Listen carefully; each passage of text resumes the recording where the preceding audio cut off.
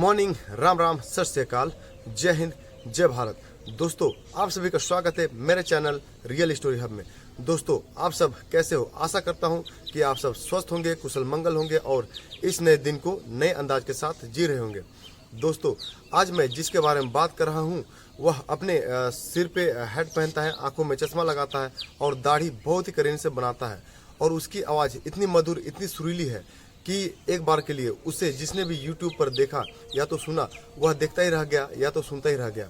जी हाँ, हम बात कर रहे हैं राजस्थान के भरत लाल मीणा की। उसका एक YouTube चैनल भी है और जिसका नाम है न्यारो राजस्थान ऑफिशियल। एक बार के लिए तो ऐसा लगा मानो कि वह राजस्थानी म्यूजिक इंडस्ट्री का उभरता हुआ सितारा हो, क्योंकि उसकी आवाज़ ही इतनी मधुर, इतनी सुरीली थी। तो ये सब देखकर ऐसा लगता था कि भरत लाल मीणा को संगीत और म्यूजिक से बहुत ही ज़्यादा लगाव था।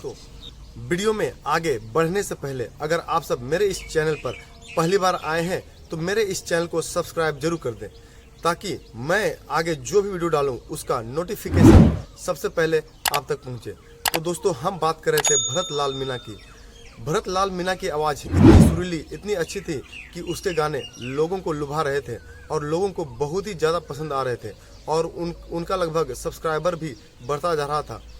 लेकिन भरत लाल मीणा का दूसरा रूप जब उनके फैंस को पता चला तो उनके फैंस के पैरों तले जमीनी खिसक गई, क्योंकि भरत लाल मीणा ने अपना एक गैंग ही बना रखा था जो बैंकों को लूटने का काम किया करती थी।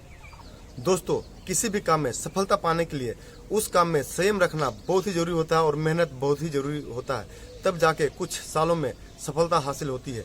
मैं ऐसा इसलिए कह रहा हूं क्योंकि ये जो पूरा मामला है भरत लाल मीणा से जुड़ा हुआ है। भरत लाल मीणा भले ही बहुत सुंदर गाता था, बहुत ही उसकी आवाज़ सुरीली थी और लोगों को उसके गाने लुभा भी रहे थे, लेकिन उसके सब्सक्राइबर बढ़ नहीं रहे थे।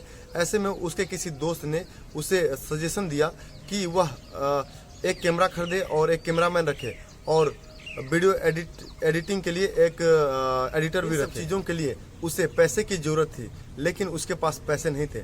बहुत ही सोचने समझने के बाद उसने पैसे इंतजाम करने का जुगाड़ कर लिया और वह जुगाड़ था बैंक लूटने का। उसने तय किया कि वह हर साल फरवरी के महीने में एक बैंक को लूटेगा और उसने बैंक लूटने का सिलसिला भी शुरू कर दिया।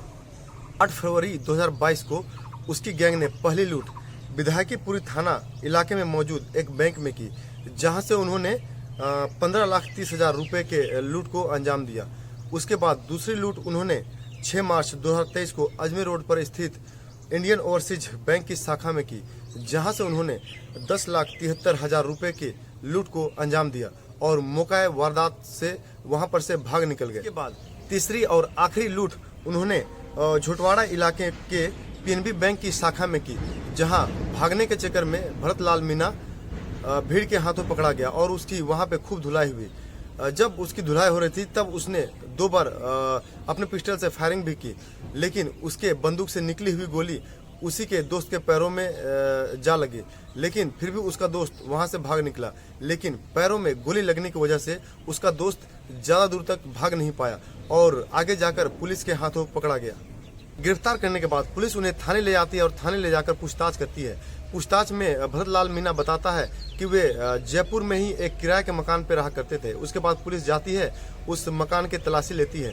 मकान के अंदर जाते ही पुलिस दंग रह जाती है, क्योंकि मकान के अंदर उस जयपुर शहर का पूरा ब्लूप्रिंट रहता है कि कहाँ कहाँ नाकेबंदी लगती है ताकि लूट के बाद भागने के लिए आसानी हो।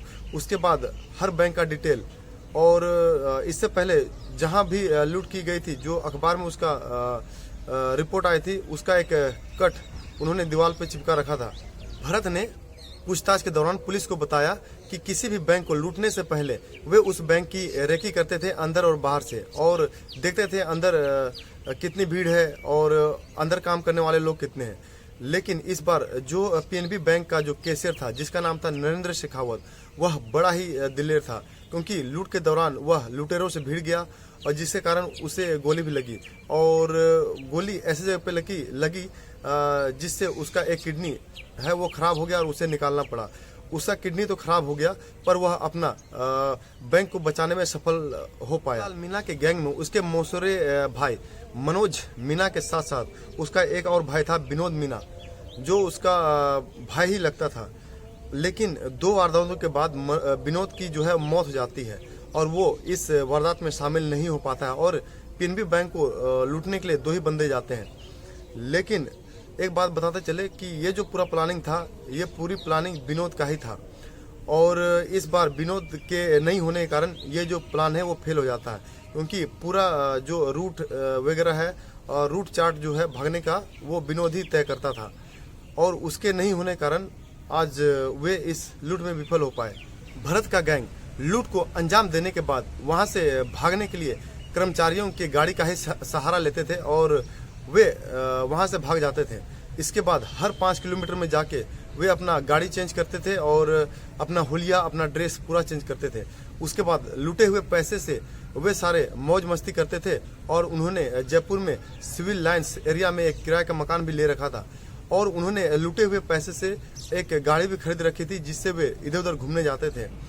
उसके बाद पुलिस उनके पास से लूटे हुए पैसे और कार को जब्त कर लेती है और उन्हें जेल भेज देती है। दोस्तों, आप सभी को मेरी आज की ये कहानी कैसी लगी कमेंट बॉक्स में जरूर बताना।